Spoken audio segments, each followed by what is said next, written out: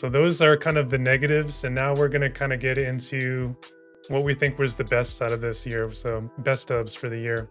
And I guess we'll maybe we won't talk quite as much about the equipment here. Maybe we'll just, for time reasons, let's throw them up quickly here. So quick thoughts on Thornlit. Yeah, this is obviously a great ability. We were talking about agility being one of the most important stats.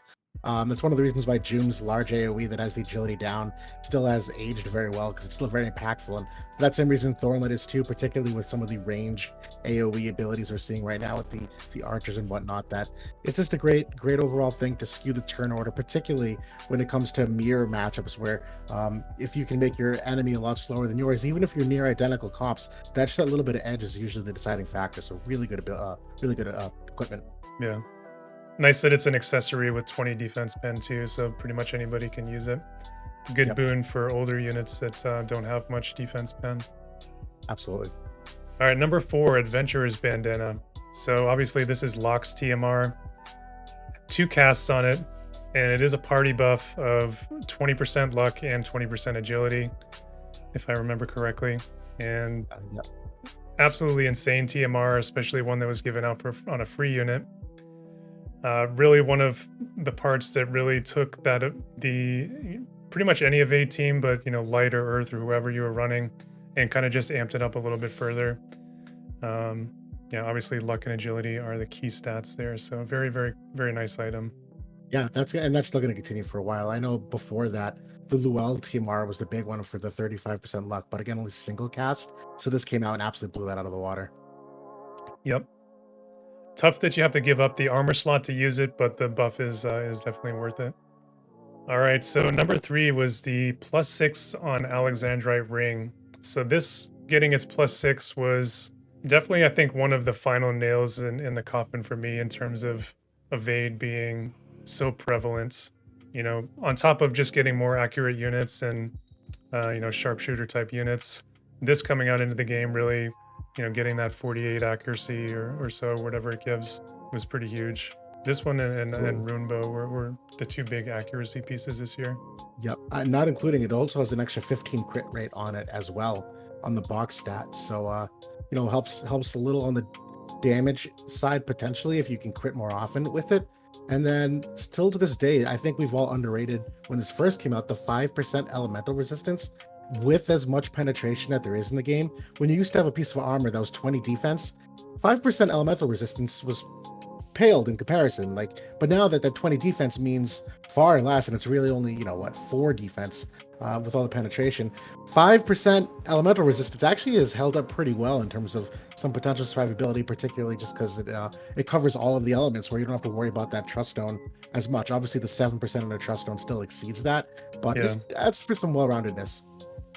Well, the amazing thing is that the all element resist passive stacks with any singular elemental resist. So I'm sorry, I misspoke there. You're right. So it gets up to 12% on the one you're targeting. Yeah. So I use it for that all the time. Even if I don't need the accuracy, if I'm trying to stack elemental resistance, which is really one of the best ways that you can defend against anyone these days. Yep, cannot stress that enough. Yeah.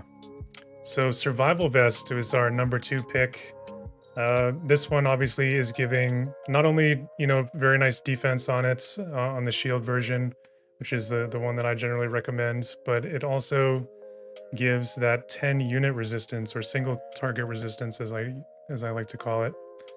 And along with elemental resistance, single target and area resistance are really your best defenses out there in the current state of the game. So very, very nice item.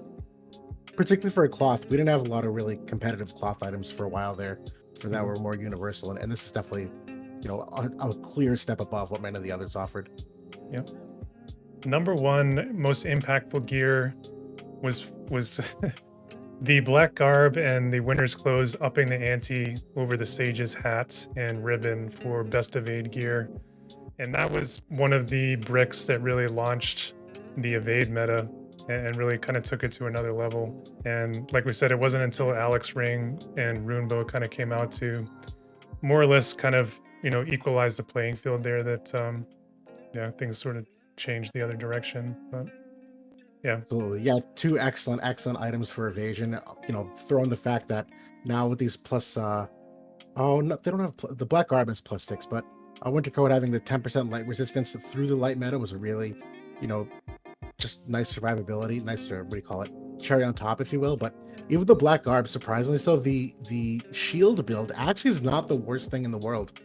You don't often get those alternative builds, but the shield version, for those of you that don't know offhand, 19 defense and still retains the 15 accuracy in the box, which on some units like Zizan that we're just talking about, this actually still works really well to give him the shield version of it and just allow the 15 evasion to still be in that box stat. So it's a very versatile piece of equipment for the defense penetration on there. Yeah, I've been singing the praises of the shield black garb for a while. I used it. I built it very early on for Noctis because he really needs that defense pen, and then Yep, you could get the 17 defense on it as well. But the +6 absolutely. version we should see relatively soon, and that's going to add dark resistance on there, which is pretty cool too. I think it was this week. I Did could be it wrong. did it already come I could out? have. Yeah, it was last week. Yep, Oh, with okay. Dark Armu. Nice. Yep.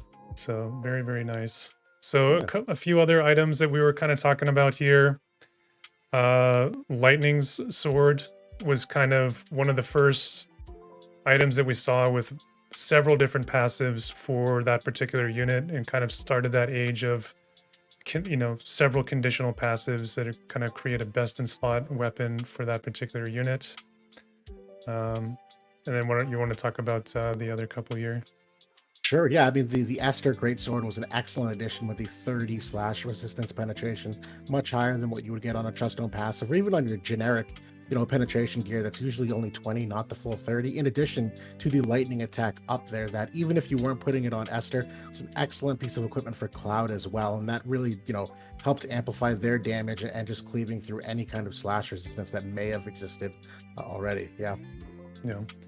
And then the last one here, we were talking about a couple here. I actually forgot to put Leela's TMR on here as well, but we were talking about some of these TMRs that you can kind of put on a support unit to kind of keep them back, but also give a useful buff to your party. Velus's TMR can kind of get you some AP sustain. Leela's TMR can get you that agility, which is very important too. So Yep. a That was my couple big vote. very Yeah. nice TMRs. Agreed. All right, guys. So vision cards and ESPERs for this year. These are going to be our top 5. And number 5 here is more so for the Esper. I mean, the card itself is pretty good, especially like for the Dark Killer on it. It is kind of cool for hunting dark parties. But the Esper I've found quite a bit of use out of on just for the cast time reduction, while also having the missile resistance and some magic attack on there, while also having pretty nice agility. So it's not just a light Esper by any means, although you can build up dark resistance on it, which is also very nice for hunting dark. But very, very nice Esper all around. So yeah, like that one quite a bit. Totally agreed. Yep. Why don't you take number 4 here? Yeah, number 4. So the dreamiest of eggs vision card. This is the Esther vision card that came out. This is an exceptionally good one considering the unit resistance that was on it. This was a big divergence from JP where they didn't have a form of unit resistance on a lightning card. So the fact that we got it not only elevated the team to just better survivability levels, but the slash resistance penetration also on it, hyper enabled not only Esther, but Cloud and Charlotte. And there's a variety of other slashers on lightning. That is one of their biggest profiles with, the Aegeon vision card as well, and what they like to do. So yeah, this vision card really propelled them both offensively and defensively to really drive that lightning meta forward for quite some time. Personally, I think it's a little too good. Like having that 35% slash res penetration there, like in addition to having the 30% on the sword, like that's really what kind of one of the things that makes her so good. Yeah, amazing card for, especially for a 70 cost card too. Absolutely. Yeah, definitely top tier. Amoeba says it allows Orlando to get 90 slash pen too. Yep, he can get up there. Yes. Yep. So number 3, Anima. 90 cost vision card. The stats kind of speak for themselves. The base stats are nutty on it. But another one that gives slash res penetration for dark. It gets dark attack on there, so it's useful even like in a mixed damage party. The Esper is also very solid. One of the few Espers that you can get light resist on. Definitely important now and into the future for dark teams. Totally. And just to add to that, this is also the unit resistance. So almost identical to Dream East of Eggs, where it has the penetration and the unit resistance. So you get that double whammy of offensive and defensive prowess. Yeah, crazy. I'm sorry, and just excluding the stats. I'm looking at it now on the side. 20 AP on the vision card gives an extra 40 dexterity, 5 agility, 28 luck. Like boom, all the way down. Every single stat is touched on that vision card. It's exceptionally good. That's really the power of that's really the power that they infuse into these 90 cost cards. The Espers themselves, like some of them are really good, but most of them are just kind of in line with the other Espers, UR Espers. It's really the vision card base stats that really get the huge amp, and as far as I've seen. Yep, absolutely. All right, number 2. And this card could make a case for one of the best cards ever released in the game. Culmination. Why don't you take this one? Yeah, I mean, so when you talk about vision card economy, right? There's a couple things that you always want to try to hit between agility 15%, AoE resistance, unit resistance, and this one having not only 2 of those, but just also having the crit evasion, and the unit effects are also exceptionally good. It's got 3 agility on it. For Sadali, it's got the extra healing power and magic, but it's also for wind units in general, 10 AoE resistance and 20 spear penetration. So like all up and down this card, it's got literally everything you want on just one vision card, where it allows you to be way more flexible in what you have to put on the rest of your party. Vision cards like these don't come around often. If I recall, the Psaro vision card is the same thing here, where all of a sudden when you can kind of double up on 2 S tier attributes on only 1 vision card slot, it just allows you to do so many other things from a resistance standpoint or an offensive standpoint in gearing your party. That this obviously was a big part of jettisoning wind into a top tier. The units themselves obviously contributed greatly to that as well, but this card was a very big game changer for them. Absolutely. Yeah, the 20 spirit penetration in particular, like it's super good for some of the older winds damage dealers too, like Little Leela and some of those guys. So amazing card. Yep. Number 1 most impactful vision card and Esper for the year is Dark Odin in our view. And in this case, it is really both the Esper and the card, I think, are, both of them are amazing. So Dark Odin was really the first dual element vision card that we saw in the game. So it's useful for both ice and water. And throughout the year, I've kind of tried mixing those parties together, especially maybe for trap defenses and things like that. There was a lot of like Velis being mixed in with water, or Astrius now maybe being mixed in with ice. So very, very cool. And then the Esper, of course, was a big part of the evade meta that was on for so long. And then even after that, he's still a very good Esper just for the Man-Eater and magic resistance and such. So absolutely, very, very good. Yeah, couldn't agree more. I think you hit on all those points. It obviously is great when you throw it on mono element. The attributes on it are strong enough, but that was a big cog initially in the Celeste, Astrius, Velis meta, where you couldn't kill either of them because he would just keep them up in perpetuity, and he's so innately good that you could take a couple hits on what you equip for ice vision cards. But just one of those things, again, 30 AP on it, 4 spear, 3 agility, 10 unit resistance for ice units. Like, there's so much it does well. Yeah, the limited bestowed that it got for ice made it even better, like to put this on snow and just slap some even more more unit resistance on them. So very, very good. Yep. And the Esper, to your point, yeah, you don't even have to run evasion on him. Just going man killer, and then I believe it's missile resistance and magic resistance, where there's been a couple of characters where we just run it for the resists. I remember we ran Garvel of all characters with Dark Odin because he needed the missile and magic resistance, so we put the human killer on. Like, it's that good. You're gonna slap it on someone and you still get value. Yeah, there's a lot of Espers like that you can kind of use in creative ways. Dark Ramu is another one that's people are going to be able to use in similar ways. Yep, absolutely. But honorable mentions down here, we have Dark Tetra, very, very nice for the Esper and the card. Automatically became one of Fire's best cards, you know, immediately. The Ahriman card, very important Esper now for ice resistance, but obviously it was top tier for June for a while too. Good card too, you know, for glassy parties for that dexterity and magic resistance. And then this card we just got, the Halloween card. Good PvE card for the chaining attack, and then obviously it enables those dark magic parties too.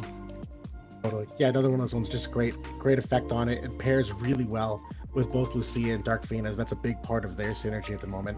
And yeah, I wasn't even aware about the ability really until JB mentioned it in terms of what it adds for PvE content. I just don't see it used that often on auto. And yeah, it's a pretty darn good ability. So a lot of good things about that card.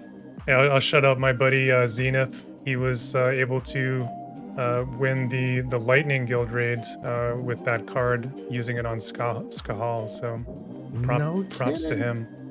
And I am super excited for Halloween Solir, by the way. Is that a thing? I think that they said that she's going to be a unit in the future, so maybe next year. I mean, I know she's on the Vision card. Actually, you're right. Of course she would be. She's teased so hard there on the Vision card. All right, so we looked at the worst Mastery 2s of the year. Let's look at the best ones here next, and so we'll have you kick it off here, Will. Our number 5 choice. For Dario, so just recapping for those, because I also did the refresher too. So he innately had that 10 defense and 10 spirit. They gave him 15 AoE resistance. They gave him the initial hate. They also increased his agility 20% for 3 turns to start. That's a really, really great mastery ability for a unit that has such slow innate agility. In addition to obviously making him a legitimate full-time tank with that 5 innate hate, not also including, this is more important nowadays than ever, 25% frostbite resistance. Now again, he's gonna get crushed by ice anyway, but that's a pretty devastating status element. It's nice that they just kind of threw that in there for kicks, but overall they did a lot of really good things that, particularly in limited guild wars, he can actually shine as that, you know, 2.0 tank when you can't use Joom. Not every element has a tank as reliable as that, and he certainly doesn't. Not including just how good his kit is innately now with just Dispel and the magic barrier, and he also got a physical barrier if you want. So there's a lot of versatility there. I mean, wind is strong enough that if things line up correctly, it's not a walk in the park for ice to win that. So that frostbite resistance can mean the difference between, you know, those ice teams 6-starring your guilds, or maybe just doing 3 stars and change. So I don't underestimate it. But yeah, he's a great unit, especially for limited guild war. Like, I've thrown him in Joom's place and, you know, haven't really missed a beat, especially against magic teams, which is really kind of his forte. Totally. But yeah, very, very good MR unit. Kind of on the MR front again, King Curry. This guy is so annoying, both in the game and just like looking at his face. But now, like, he has the play in game to kind of match it up, you know, back that up. His frostbite at 50% chance can be devastating on a physical party, especially. And he has such long range with it. Like, this guy's a top tier manual unit, by the way. Anybody who loves manual PvP, amazing for class match. But yeah, he kind of showed what he could do, like in limited guild war recently on that cave map. He was super good with Snow and Elia there. So even right now, this map right now, limited guild war, King Curry is excellent. Yeah, Ice Missile has been dominant again.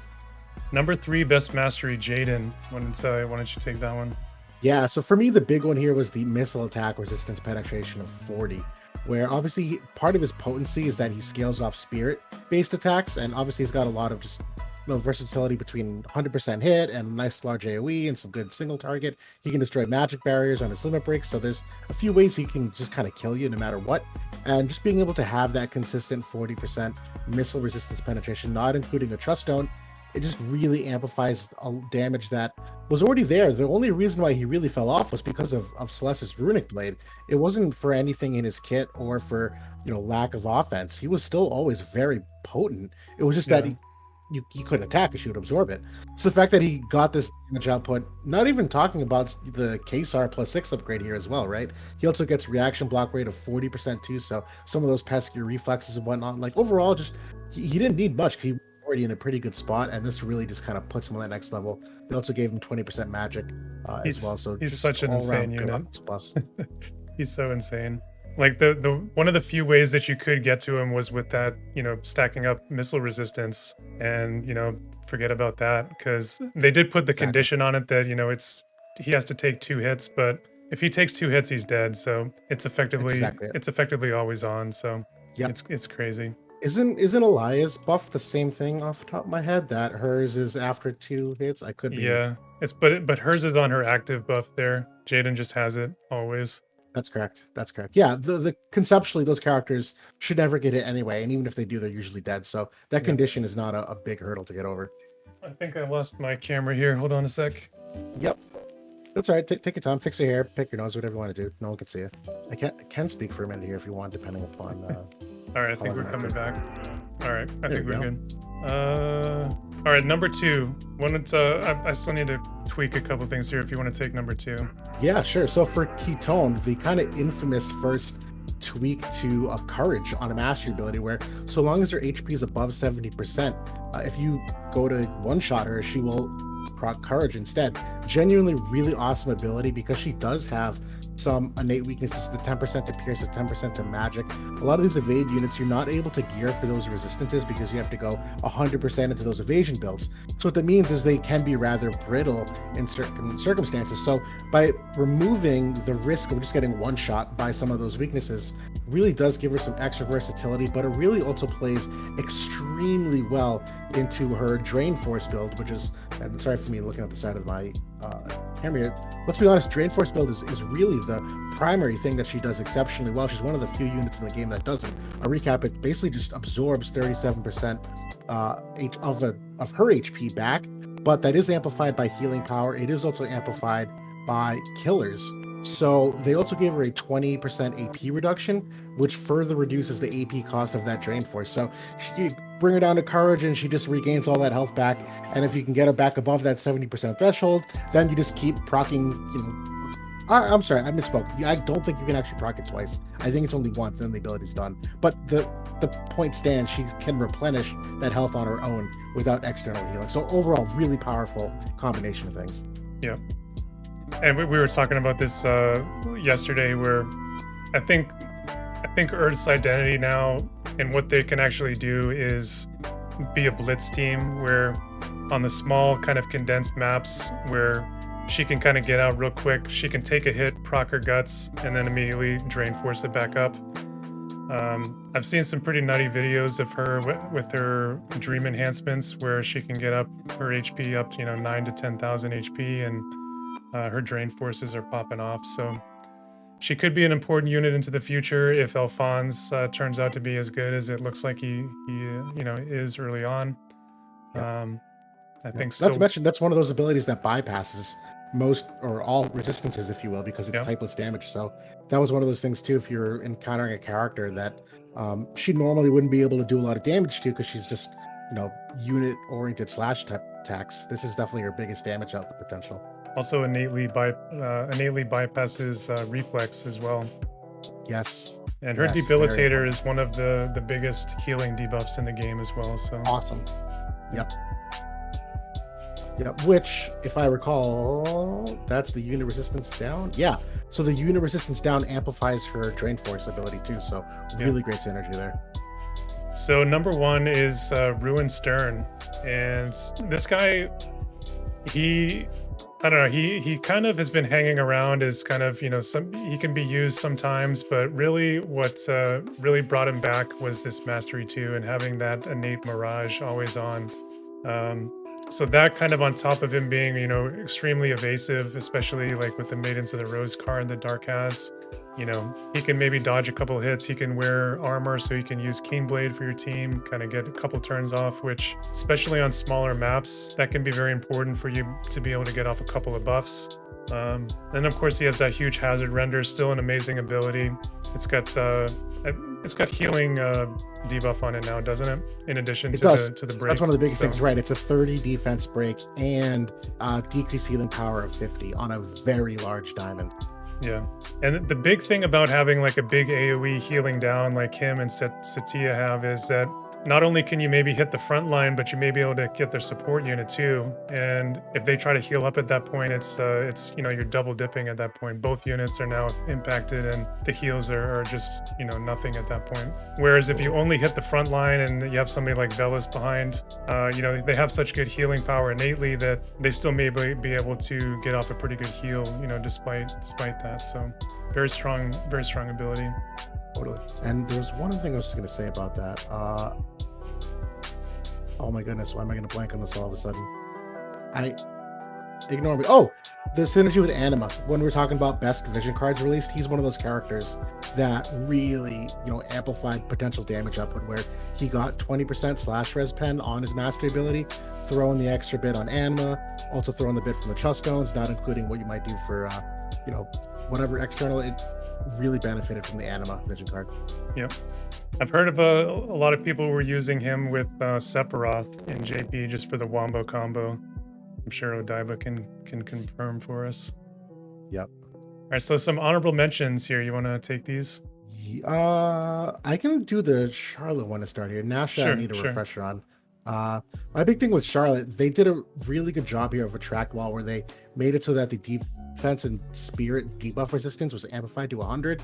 You could get that formally, but you needed to put on a passive ability of hers. By making that a mastery ability, not only does that ensure she can't get her defense or spirit broken, but it also makes it so that you don't have to waste a passive doing so you can allow yourself to still retain that survivability. They also gave her the innate hate of 5, which again, you kind of a recurring theme here. Those characters getting the innate hate are real big advantages over other characters, where not only can you draw the focus fire, but you can alter enemy movements. So Charlotte having that, and again, not having to use Valve Love Vision card, which people were using for a while on Charlotte because it is a lightning oriented vision card. You not only now free up a passive ability on her, you also free up a potential vision card slot. They've also bulked her up a little bit here, giving her some extra HP. Overall, just a really good Mastery 2 ability to amplify what she was already good at and kind of keep her with the current state of things.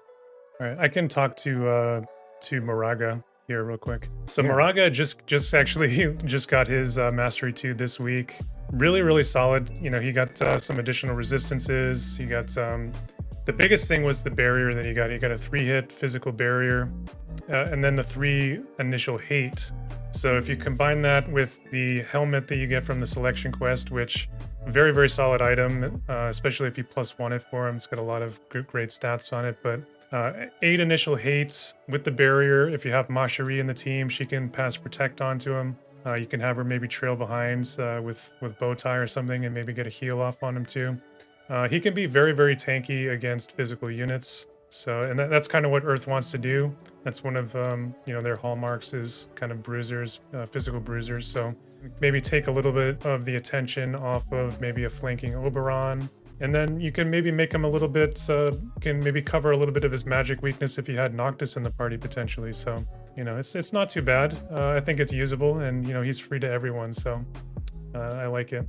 I was just going to remark on that 50% damage barrier allows you to now gear for magic resistances, where if you're worried about getting exposed in that regard, you no longer have to gear for any extra defense or other types of resists, because he kind of has that naturally covered with that barrier that you can instead go for a more spirit or magic oriented armor to help hedge that weakness, and just for free. Yep. And Nasha was our other pick. Yes. You want to grab that one? I can, yeah. So that was, I knew it was on the tip of my tongue. So similar to Charlotte, she also got the 5 innate hate. They gave her 10 defense. They gave her a little berserk resistance. But overall, it really just was that chance of being targeted. Such an important thing here. And when you talk about limited Guild War things where you can slot in these MR level tanks in lieu of their, stronger rated tanks, Nasha still does a bunch of really good things between courage and the barrier and whatnot, that just giving her that extra defense of 10 and then the extra chance of being targeted makes a world of difference for enemy movement and whatnot. Yeah, for a 50 cost unit, that's really 50 cost unit, that's incredibly impactful. She's still a bit slow, like, so if you have something like Kane's TMR, like that can work really nicely on her, or Keenblade, maybe to get her an extra turn to buff up and move forward, or just throw like Pod and some extra agility on her. But yeah, very tanky against physical, very nice unit for ice limited cost, which they have a lot at this point, with especially with Ravius coming into the game and an embarrassment of riches there. Yeah, we're talking about Somebody, all these tanks, Nasha and Fryevia and bulky characters, not even mentioning accuracy yet. She gets lost in the fray somewhere. It's yeah. pretty nice, pretty good spot they're sitting in. Somebody in the chat mentioned Skahal MA2, but yeah, he would absolutely be on here if it had been released. But yeah, it looks like I don't know if we're late on it yet. I don't think so, but I don't know. Do you think that they should release Skahal MA2? What are your thoughts on it? Um, I do. I don't know when the time's necessarily right. It could be now because we have not seen lightning magic really be as oppressive as it could be with Summer Elena's release and Dark Ramu's release. Skull really could be that missing piece where, for those that aren't aware, the MA2 is a reduction in, I'm so sorry, the MA2 is a 10% agility, always appreciated. Spear penetration of 20. He's also got courage, same thing as Ketone. Courage procs as long as he's above 70%. On paper, he still does really good things from a time age perspective and enabling other characters, but Lightning moving toward that magic oriented build as well, he can certainly dish out a fair amount of damage too. That he's just magic resistance penetration on his passive. Yeah. He's primed for a return. Yeah, he essentially gets the same thing as Ketone there. So, in my view, I think that MA was a mistake by the devs. That they just once it was out of the bag, they couldn't bring it back. I think that's kind of what it turned into because it's essentially an undispellable courage. Assuming that the condition is met. Right. But it turned out to be so good that now that they're just giving it out to 100 cost units, so they gave it to I think Amnelis as kind of one of her passive abilities. So I know that. Actually, a fun thing for Skahal. I know I think we have a little bit of time here now. I still to this day absolutely laugh in the way they introduced him into the game, where they released him at the same week as Howlet. For those that remember at the time, Howlet was by far the more anticipated of the two units. Skahal's banner was kind of like whatever, no one really cared. And to be fair, no one even knew who Skahal was. He had not been mentioned at all in the storyline or the lore. He's really just this random character. Well, it's not until a week or two later they do the equipment runs, right? And they do the storyline events. And so we finally learn who Skahal is. He's the leader of the ninja, not Guga, the other one. What's the other ninja? Saiga? Saiga. He's the leader of Saiga. It takes place in a flashback, and then he just ends up dying, and that's it. And that's his whole story arc. And meanwhile, we have this new character that has literally no impact on any lore or any characters or absolutely anything in the game. I just always thought it was quite comical. They kind of threw him in the game, gave him a little prequel story that just had no ramification on anything, and then that was it. Yeah, I really liked that Saiga's storyline. That was one of the better ones, I think. I liked it too. I mean, it seems like they're coming back to now with Nivlu and I mean, spoilers. The current storyline, Guga is very much, in the story in terms of how they've been manipulated and being run. So I'm sure it's gonna still be an important storyline, but yeah. Not sure if it's you or me, but your video has been chopping up a bit for me here in the last couple of minutes. I don't know if you got any downloads going or anything. Just FYI. I do not. Let me see what I can do for my hardware. We can continue in the meantime. Don't worry too much about my camera. Your voice is still coming in, Crystal, though. So, all right. So next category, and this one I think is one of our last ones here, guys. But this one is kind of one of the biggest ones. So this is going to be most impactful units released in 2022, and our number 5 pick for this year was, I believe, the first unit released this year, and it is Jum, the Warrior of the Crystal for Wind. And this unit really just changed the game for that element. She, like we kind of alluded to earlier, really what Wind was doing up until that point was kind of an evade game with 2B and HLL and Tifa. They didn't really have any front line to speak of, and Jum really changed that. That Stormwind Rend, I think, is the big AoE, is an amazing ability, even still to this day. Yep. Great. It really was one of the things that kind of was the first kind of chink in Elena's armor, and really kind of, especially once More the Merrier then was added into that Wind team, and that completely, was blowing Elena off the map for a while. But yeah, really solid unit. Kind of, close to a bruiser. She can do pretty good damage. She's really good against physical, mitigation and things like that. So yeah, any thoughts on Jum? Yeah, no, she's aged very well. Her kit's very, straightforward in terms of what she does to ramp up to get the battle ready. She does have some very good offensive consistency, as you mentioned, with the 100% guaranteed hit. Also being as liberal of an AOE as it is, that when you consider also combining that with like Halloween Leela at the time, her giant AOE, some other characters as well, it was just really, really flexible for I don't know, just chaining people down. And then, her limit break, I believe, has the defense penetration on it also, and so does in one of her buffs. So she is one of those tanks that can also dish the damage in addition to receiving it. We don't often able it in our personal AI, the self-heal ability, but she's also got the unit resistance down. Like, there's just a lot of utility and benefits to what she does in her kit. Yeah, she's been a key guild raid unit too because of that unit resist down, and she can Yeah. use the triple trick. So Yep, absolutely. she's been kind of what Sadali coming to the game definitely helped her out a lot because his support kit like perfectly suits what some of the holes in her kit. Gives her more area resist and the elemental resist, the re-raise. Very, very nice. Absolutely. This Right, you year figure most definitely. magical. Oh, Sorry. I was just gonna say this with that storm and rend ability. This year has really been the year of the diamond area effect damage. Seems like every unit now just gets that. I kind of have my own thoughts on how that's affected the game. I think that it's really impacted like the hate management and kind of what your video from a week or so ago with kind of that diminishment of the tank's role. I think all of the area of effect damage now and the big area of effect damage has really been a key cog in that development. Absolutely. Yeah, really, really good X's and O's point on that. Yeah. All right, why don't you take number 4?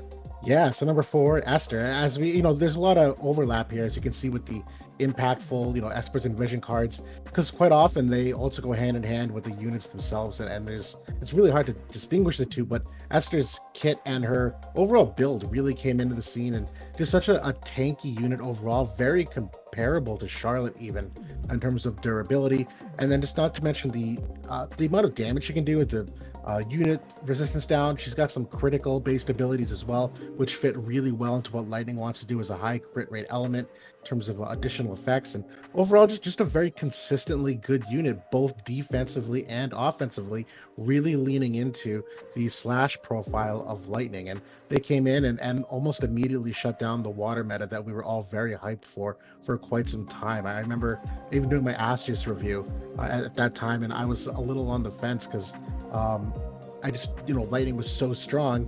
Gumi was really ahead of the curve there, knowing that water is going to be as good as it was, that they released Esther and kind of throw it on its head. And obviously a very popular unit. A lot of people pulled for her. A lot of FFB fans pulled for her. And then a lot of people, after seeing how good she was, just pulled her for meta reasons. So very, very proliferant in the game. A lot of people have this unit. So I think one thing that you'll kind of see consistent on this list is that when the units were released, the hard counter elements had a hard time bringing these units down, or would even lose to them. I think we saw that when Esther first came out, that she has such a good pierce resistance that you can very easily build that up with Golem or something, and suddenly Oberon has a very difficult time taking her down. Same thing with Jum. She's got the Ahriman ice resist on her Esper, and you can use downtime. And then suddenly, even Sweetheart Salir maybe had a little bit of difficulty bringing her down. So really well said. Yeah. Speaking of ice, number 3, this guy has really changed the game for ice. I think he was, if you look at all the units that ice has gotten this year, I think that this is one of the best ones, and they've gotten many, many good ones. And similar to Jum, he really changed the game in terms of that frontline presence, which to that point, Agarius had long been on the shelf in the EX era. Freyavia was really kind of that wind and magic specialist. They didn't really have a great physical frontline presence until this guy came along. And he is kind of the new generation of tank where, he's an amazing bruiser, right? He does great damage. He's fast, he's mobile, and he's got that auto heal back and courage, which can be very hard to kill him because of that, especially if you have support behind him. Very, very strong unit. I think that he's kind of the new archetype for what they are going to do for tanks, just because it's been so effective. No, he's a major reason why I even did that video a couple weeks ago, where on his main ability it's dispel buffs, which includes enemy hate. So if you have a tank meeting him at the front line, he can just dispel their hate while retaining his own, because although he has no way to regenerate it, he does have the highest innate hate in the game. So there's no way around it.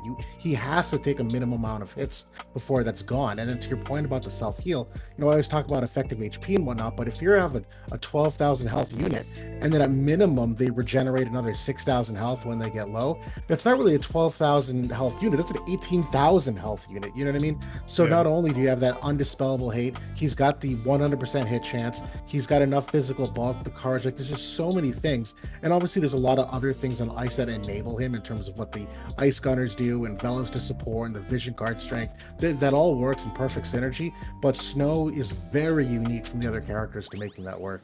The thing that I like about Snow is that even if like a new mega tank comes out for the element in the future, I feel like there's so many units out there that are weak to strike, and he does such good damage that you could just run him as a frontline guy, and he can have pretty good damage output, and just run like kind of a double bruiser kind of thing with him. So I think his kit Definitely. is going to age pretty well. We're going to Yeah, need yeah. like go ahead. Why don't you say what you're No, I going to was say? gonna say on your rune sets, just throw a strike up and an ice attack up on the right side, and he's got enough defense penetration. Yeah, he'll smack some people around for damage. Yeah. All right, number two. Why don't you take this one? Yeah, so number two, Locke.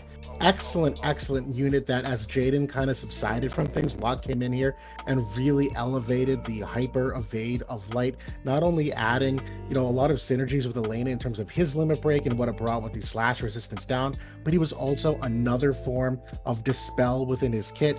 He had the re-raise, and Elena obviously had courage, so you had two different kinds of survivability to deal with. He also brought in the TMR, which we said was one of the most impactful things. So there's a lot of things in Locke's overall kit that went really well with what Light was already doing, that it just made him that much harder to tackle. Where before you could kind of get away with stacking a lot of spirit for Elaine and Jaden because they both scale off that, but all of a sudden now you have Locke in here who scales off defense, and you don't really know what to do in terms of resistances. So really a great, well-rounded character. Excellent that he was a free unit. He's aged very well. Obviously does super well with even the addition of Violet as Light continues to lean into the evasion builds, but he definitely had a prevailing effect in making sure Light sustained itself even as Jaden and Engelbert kind of subsided. The other thing that he did is he kind of kicked off that dispel meta. He was really one of the first units outside of Sniper that could spam that dispel ability, and like you were saying with Snow, it's debilitative to the enemy tank game. Not only tanks though too, but just getting rid of any strong buffs, which there have been so many good buffs that have been added into the game over the past year. It's really effective for kind of shutting down people's damage or other kind of ancillary effects that they have. Absolutely. Right. And the vision cards are primed for him too. The vision cards they came out with were slash resistance penetration. There's a light attack up vision card with the 14 rerun. There's the crit damage up on Elaine. It's like there's a lot of good vision cards that also support what he wants to do. Yep. Hydrex says, "Where's Sylvie?" Well, maybe she'll be a top unit for 2023. Right? I don't know if she quite made it there this year. Yeah. No, she's a good one though. All right, number one best unit of the year is Velis, and this is kind of where you see him. You see him as that slot one, and you can put really anybody behind him, and that's kind of the beauty of this unit is just throw area resist and agility VCs on him, and he's like the ultimate rainbow support. One of the best units that I think has ever been released in the game. Haste is so powerful for lapping and kind of chaining the enemy down, moving in quickly on missile units that may be trying to set up and attack you from a range. It's good for that as well. And then his healing and AP sustain is just absolutely insane. So, you can have physical units be setting up with their attack buffs and, defensive buffs and not have to worry about throwing on bells or AP restore. That when the heal comes in, they're going to get topped off and be able to throw out another attack. So his AI is really kind of what makes him amazing, because he just innately kind of wants to stay back and support and heal even when a unit is, even at just 75% HP. Yeah, What are your couldn't agree thoughts? more. Yeah, no, that main heal ability obviously has a ton of really good range. He does have his own survivability too, where it's not always enabled, but he's got that protect and shell potential depending upon the map.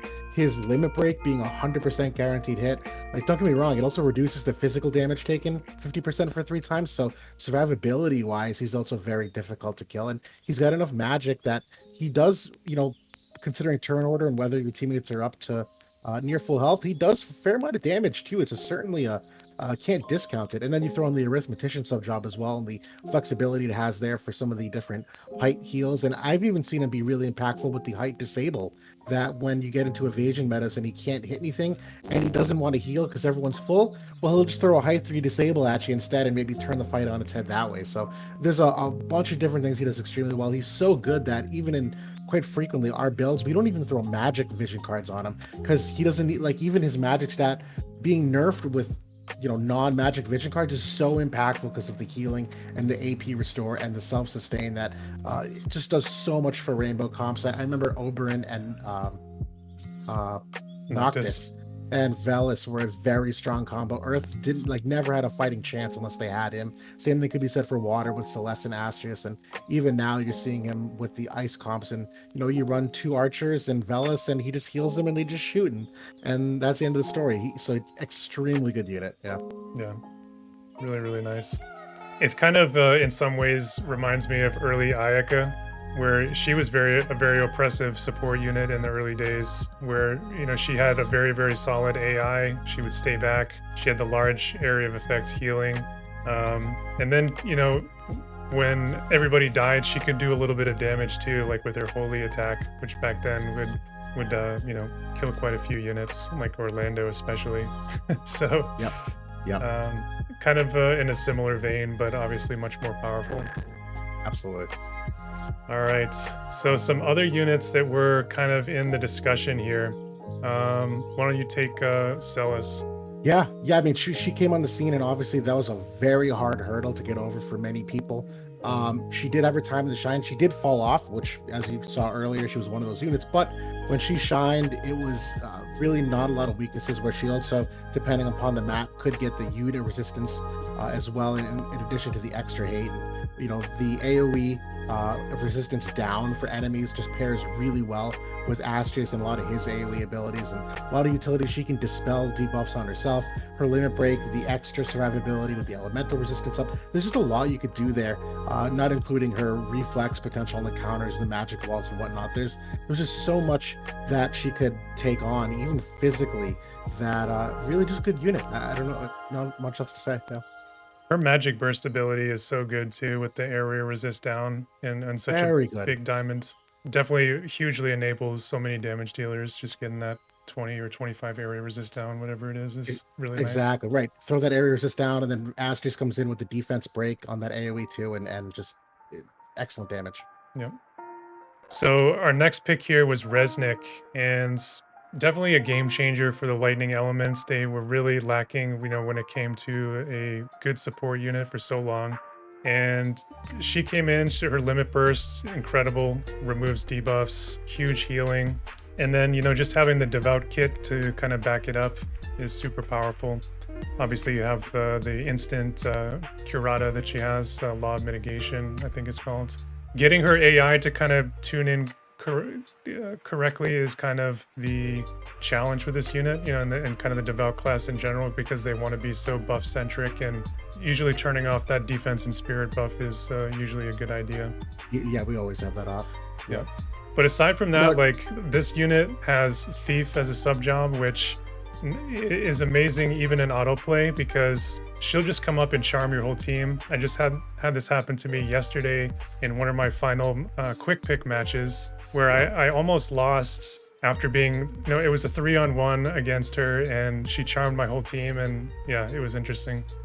Yes, very underrated. And she's actually one of the few units that I also consider a rainbow unit, that if you look at Law of Invigoration, that curative ability, it is the insta-cure, it's also the agility, attack, and magic buff regardless of the element, right? But then the Law of Refuge, her 120 ability, bestows the physical barrier on a teammate 50% reduction for 3 times. So I do think she's also one of those units you can throw into a rainbow comp and just let her be a heal bot and throw the physical barrier, do the limit break as you mentioned, do these insta heals, and you'll be just fine. Yep. So the last one here is Little Leela. This one was a tough one. I mean, because there's a lot of good units that were released for Dark this year. Obviously, Joker was in there, Lucia. We kind of came down on Leela kind of being the best one of the bunch. Honestly, though, I mean, all of them are great. So Leela, though, she's got so much going for her kit. You know, she also has the courage and innate heal back ability similar to Snow. She's got, you know, large diamond AoE damage. And she was, you know, one of the biggest nails in the coffin for the light meta that had been so dominant for so long. Joker by himself wasn't able to do it. It wasn't until Leela came in that really they were able to really dominate and have been, you know, within the meta conversation for quite a while now. So absolutely. No, and it's true. Alongside the buff that she has for extra slash resistance penetration, I think they were up to like 90% penetration or something like that. Like it was just, you couldn't guard it. And then the double diamond AoEs together. I think she also has the defense break and dispel in her kit. The blind ability on her limit break is super debilitating for hitting any kind of evasion they have. There's obviously other good candidates here. I think, you know, we were toying with the idea of Alaya or some of the other ice units, but at that point it's tough to really segregate which is the character, which is the vision card, which is the party. But you know, Dark Leela definitively ushered in kind of a meta on her own, even before Dark Fina made it onto the scene. So yeah, definitely thumbs up for her. And not including her TMR, which was one of my honorable mentions for standout equipment as well. So a lot of good things there. Yeah, amazing unit. So that is our top 5 most impactful. Those are our honorable mentions. We do have some bonus material here for you guys. So kind of a more speculative kind of thing here. And this is kind of going to be the most wanted units that we want to see come into the game for 2023. And, you know, this could be anything. It could be, you know, Final Fantasy games. It could be FFBE stuff. So I have up your list here first. So if you want to kind of talk about what your thought process was. Yeah, so like just in terms of making the list, I was thinking, you know, not only what I wanted, but what I thought would be likely. And so I tried to start off with some more of the Visions characters that they haven't done anything with yet. And Grifford, they've really hyped up in the storyline as being this like super strong, interesting character. So I'm very interested to just see him actually do something, really anything. So I just like his design. Burrell, I thought was kind of interesting too from under Jaden's command. I thought he struck me by surprise in who his character was and how it shook out. So I kind of went with those two as the safe or the Visions choices. From FFBE, there's 3 or 4 here. Reagan and Axstar are like 2 of my favorites from FFBE in terms of them really like moving things along and being fan favorites. And obviously us like thirsting for anything fire related, they kind of fit in perfectly there. And they are slash type units, so it pairs well with mods like Claws of the Young King, and overall really awesome potential there. I also really am intrigued by the concept of someone like Mastermind Zon. For those that don't know who that character is in FFBE, he was a very like high level support character where he would like copy buffs of your enemies and apply them to your team, or like copy the buffs of a teammate and apply them to your team. It's just all those kinds of things that I think there's a lot of opportunity to have some fun with from like new mechanic perspective, that I would love to see his kind of character. And then Siegfried's just for the fun of it. I thought it was a cool character, but I did want to throw up a special mention here that I didn't include for the list that JB asked me for. If you were to ask me like collaboration wise, like which like external games do I want them to still bring in, I really want them to reincorporate some more 14, where we talked about Thancred really dropping the ball. Ishtola as an MR unit's cool, but still outdated because of her early release. But Final Fantasy 14 to this day is like one of the still most like groundbreaking games in the industry. It's one of their big money makers. It's one of their things they're really known for. And there's a bunch of characters at this point they've built out into the game that I think really deserve the limelight, between like Gratia and Heidelin and Ebexelk and Xenos, that, you know, 14 is technically part of the Evil East Alliance too. So for those that are tactics fans, like 14 is that same development team. Like I see no reason why they shouldn't get the same love. So I thought that was a special mention. No doubt. I mean, that particular game, they've really held it close to the vest with what they give out in collaborations, I feel like. Yep. But yeah, I would love to see more from that game. I'm listening to, we got the Lo-Fi FF14 music going right now, so The timing, I love it. But yeah, Reagan would be super cool, like maybe a dual elements. I felt like they kind of tapped Like, into that a little bit with Sakura, and they never yeah, went back to it. So I wonder if he will have the ice and fire kind of combination. totally. But then like the Axstar thing would be like the many faces of Rain. You could have Hio, Axstar, Rain be pretty cool. Yeah, yep, totally. Yeah, Hio was the other one. Obviously, he was another like really cool like slash-oriented unit that came out on the same chaining unit. Yeah.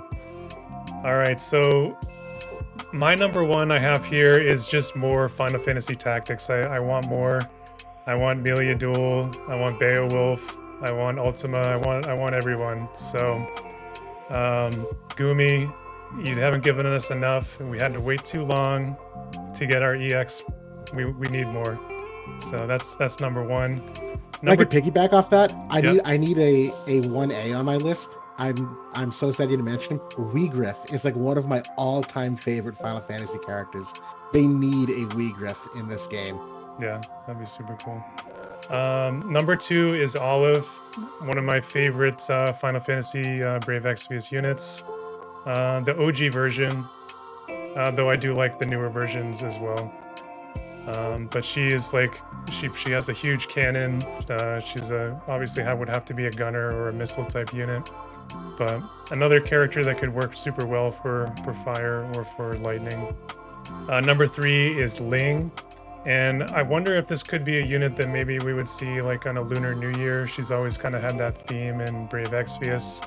But if they bring the dancer job into the game, which I really hope that they do, I think Ling would be a perfect fit for a dancer unit in War of the Visions. 4 and 5 are some personal favorites of mine from that they haven't put out yet for the mainline Final Fantasy games, and that's 8, where I'd like to see Squall and Renoa. Hit me in my like early kind of rebellious teenager emo phase of early childhood, where I really kind of latched onto Squall and definitely love that game. 12, I'm a big fan of Ash and Balthier, so would love to see them added into the game. Not so much a fan of Penelo and Vaughn, but yeah, I'm sure we probably would see them too. Just for you then. Nice, man. I have the full Final Fantasy VIII action figure set like on the top of my bookshelf at all times. I ordered the ones that they put up for pre-order for Tactics, so hopefully those get shipped out soon. I know some people have started getting them. I need to put my pre-order in stealth. They were just expensive enough that I couldn't like splurge on doing all of them. I'm like, should I? And I'm going to eventually. Just they are pretty pricey, like $100 each. Yeah. Yep. So I don't have another slide prepared for this next topic, but real quick, what are some things that you would like to see Gumi add into the game for 2023? Whether it's features or quality of life or things of that nature. Yeah, so I have 2 in particular, and it's hard to say any kind of content specifically, but my 2 quality of life things. Number 1, I don't know how they do this, and I know it's hardware related, but the loading screen times. That's something that's really like hampered my gaming experience a lot over the past year or so, that as we do arena, having to just sit there for like a minute and wait for your screen to load, or for the Guild War mock battles. I can't tell you how many times like I'll just sit there and I'll wait and I'll wait and I'll wait and I'll put the phone down because I get bored, and the next thing I know I've missed the first 30 seconds of my battle and I have to like go do it all over again. Like the amount of loading screen time is just extremely long, and it kind of like disrupts the flow of the game enough that it really could use a tweak, and I don't know how you could do it. And again, some of it's hardware related, could be my phone, but as far as I know, there's no one out there with like extremely fast loading screens anyways. That's my definite number 1. I will say I have an iPhone 14 and lightning quick. It's like almost instant loading. So like when I was power gaming arena for that title, during that last crunch time hour, I always had to switch over to the phone and off the emulator, and it would load super quick. But yeah, I think a lot of it is hardware. I think it's a lot of it is hardware related.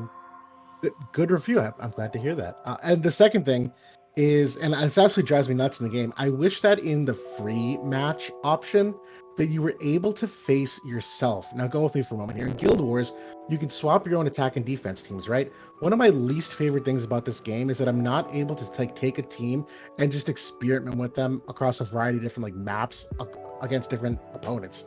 Where in the like this week, Arena and Guild War, it's the same map and they have specific buffs on them. And in Arena, you're seeing only like both things that skew toward the bonus units, and in this Guild War it's limited, so you can't make a full team. So like here I am, I want to like experiment with the new Shadow Links that just came out, right? But I'm confined to one map, I'm confined to the cost limit of the guild. I can only mock for half the day because it gets cut off during the battles. Like the Arena I can't do because she's not a bonus unit, that's like a waste of my resources. I wish I could just like have an attack team and a defense team and go into a free match, pick whatever map I want, and just have my two teams duke it out. And obviously you're going to have some problems with like, you know, AI, where you're not going to be able to have like unique things turned on and off if you have the same characters in there, and they're going to share trust stones and stuff.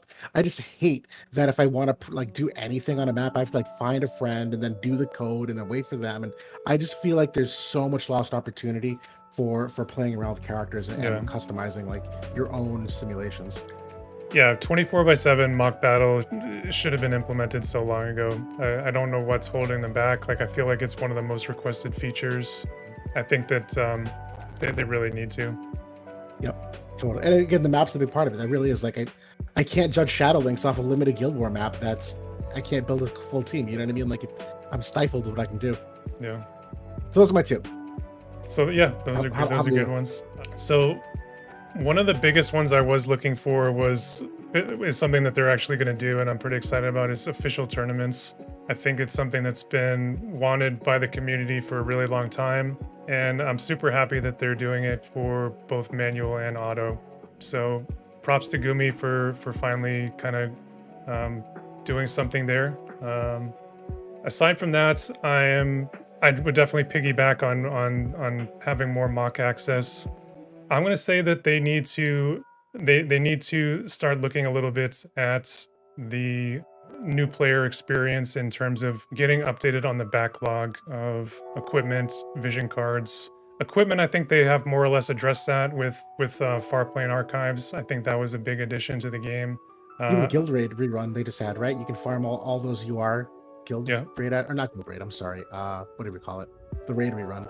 I would like to see Raid rerun come a little bit more often than it has been. But yeah, it's definitely amazing for that. But I think in terms of like getting vision cards up to speed for any newer account or free-to-play account, it's way too difficult. They need to have better banners, you know, whether it's 2K where they can get more shards, or, you know, put those vision card shards into the rotating shops, the elemental shops that show up every day. Get vision cards into the barracks. It's too difficult for players to catch up on the old stuff at this point, I think, and it's a big hurdle for newer players coming into the game. And at the end of the day, that just hurts the health of the game in the long run. So I would really like to see them address that. Couldn't agree more. I always remember Keepers of the Crystal is one of the earliest division cards that came out. That's the Fire Attack 35 card. At the time, I was a new player. I knew nothing about, like, you know, the math of any of this. And to this day, I would love to have that card and have Fire Attack 35, but there's just no way to farm the shards at this point. And unless they do a Keepers of the Crystal rerun, like, that's it. You know what I mean? I agree. The idea of a vision card barracks, I conceptually don't understand why it's not in the game. If you can do it for limited units, I don't know why you shouldn't be able to do it for limited barracks as well. I'm sorry, limited vision cards. Aside from that, I would like to see, we need more interesting PvP modes. Quick Pick was a start. Guild War, I think it's getting stale at this point. Agreed. Have you seen the new Guild War they're coming out with, like the team Guild War or whatever? I mean, I've looked at it. It doesn't seem super compelling to me. It seems like it's more like a joint PvE kind of experience. Yes. Which is fine. I'm definitely for more PvE in the game. I think that a lot of people have been asking for that. They've been asking for stories on collaborations, which I think is much needed as well. But I think they need to vary up the PvP a little bit more, especially when it comes to like Guild War, because I think it's a big source of burnouts, and especially whereas it's every day. Them finally implementing limited Guild War over the past year on a more regular basis, I think has been good to kind of break up a little bit of the monotony, but at the end of the day, it's still pretty much the same thing. You know, maybe just against different opponents. So I don't know. I think that they need to do something a little bit different there this year. No, I think it's an excellent point. I agree. Quick pick is like one of my favorite things in the world. I think it's an excellent game mode for sure. Yeah, and especially to like give people access to some of the equipment that's been there since day one. You know, with the Sage's staff, the Hermes sandals, and the platinum armor. Impossible to get, right? It is actually. On that note, I am like 3 weeks away from a Sage staff +6, if you can believe it. I don't want You to do know. not know. I don't wanna... I posted this on the subreddit today because someone asked about it if it was a good thing. You guys do not know the time, effort, hours, and even like the viz and money I've put into getting Sage staff +6. It's been a year. I have grinded. It's like top 50 arena every single day. Every other day I'll grind a top 10 so I get those 20 medals per thing. I bought the pack that gives you like 30 recipes or whatever for the +3. It's like 20,000 viz I had to spend for that, not including like you have to pull for the bonus units to compete in the arena every week for like a year. I spent so much time and I almost have it. It's at this point, it's basically just gonna be like a trophy. It's insane. I'm getting pretty close to platinum armor, and that's the one that I've been working on from free matches. Interesting. I thought it'd be Hermes sandals. Platinum's. It's interesting. Yeah, I like the debuff resistance on it and the unit resistance, but I think the unit resistance has been kind of diminished a little bit since they added in some accessories for it, but yeah, but still, I have to brush up on what that does with the. It gets like 50% all element resistance, I think, is yes what it got. So, you know what? That is an excellent piece of armor. Throwing it. Oh, it doesn't stack with trust stones. Yeah, it doesn't stack with trust stones, but it will stack with general debuff resistance. So, you know, you can, if you have like a 30% debuff resistance, you know, buff coming in from a devout or something, you know, could be. Right.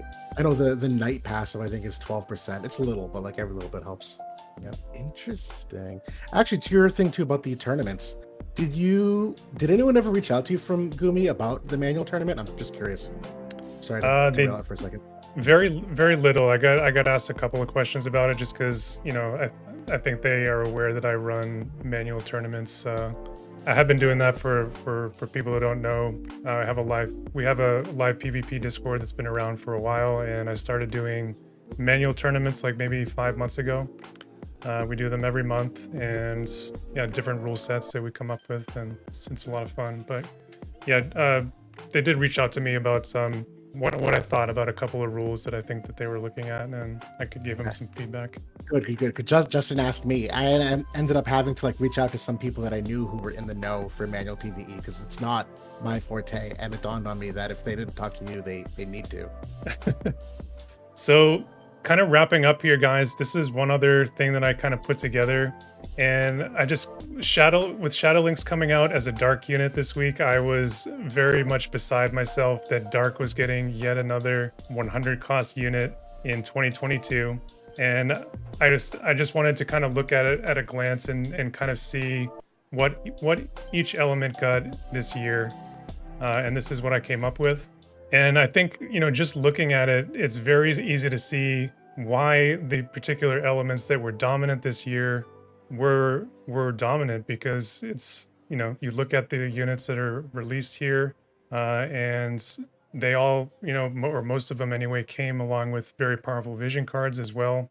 And, you know, it's pretty easy to see why ice, lightning, wind, and dark were the top elements this year.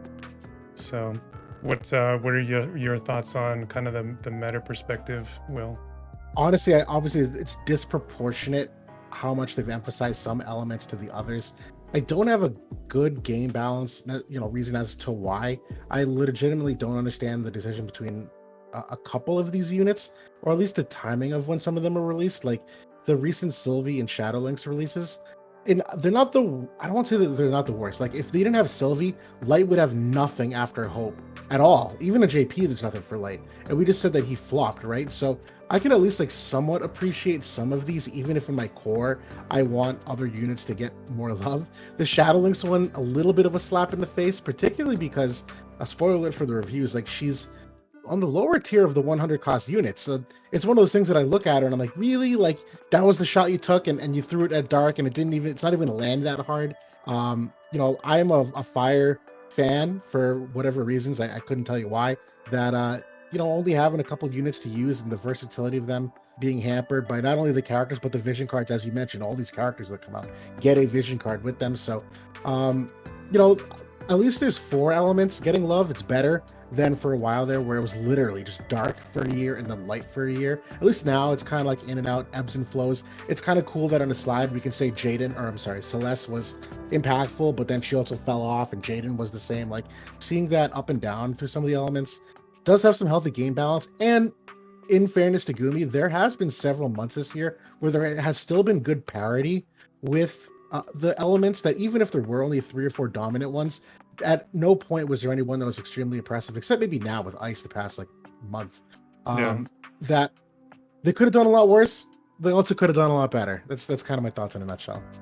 I think like what I've kind of made peace with is that when I look at this, it seems very apparent to me that Gumi's thought process here is they're kind of taking 4 elements each year, and those are the 4 elements that they're going to highly focus on.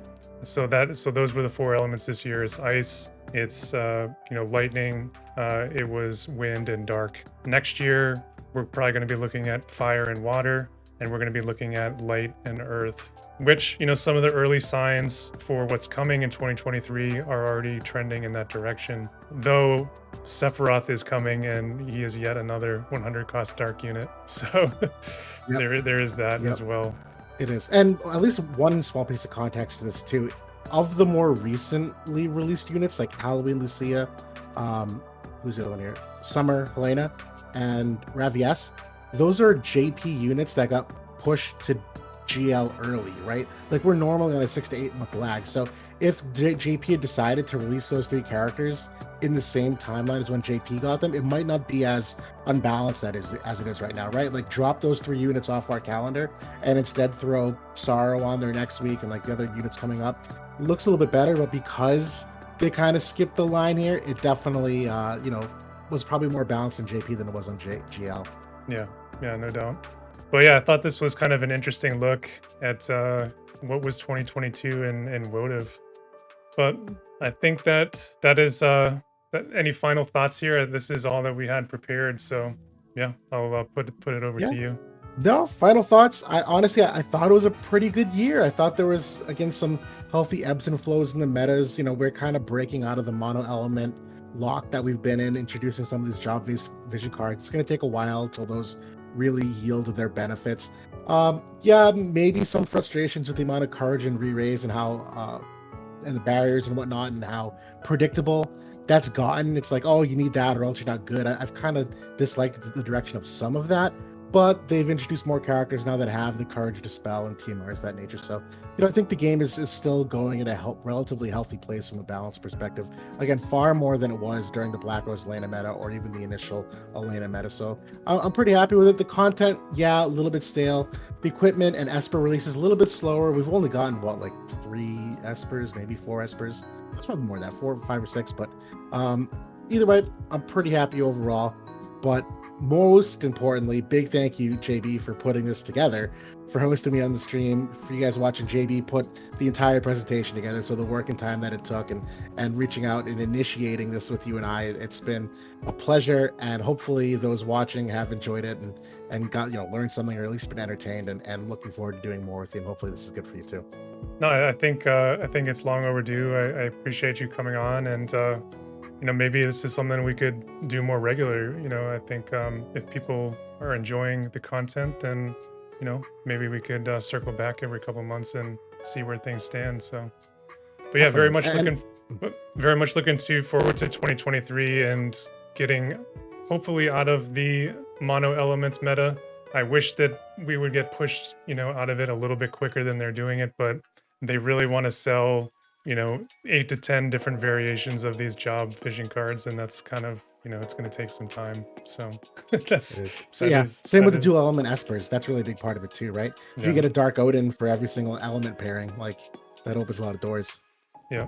I feel like the way that they're doing it with, you know, having so many different job variations and pairings, that we're looking at, you know, like a 2-year span where these are going to be released, and you know, that's kind of what they're setting it up for. So Totally. No, but the other thing I was going to add too, in case we do a future stream, for those that are watching that aren't aware, JB and I are apparently like within an hour of each other. So we might be doing one of these streams, like grabbing dinner somewhere for you sometime. yeah, I can throw a stone, and apparently it's going to hit Will's roof here from my house. Yeah. So well, I appreciate Good stuff. everybody coming out for supporting us tonight. I hope that this was fun.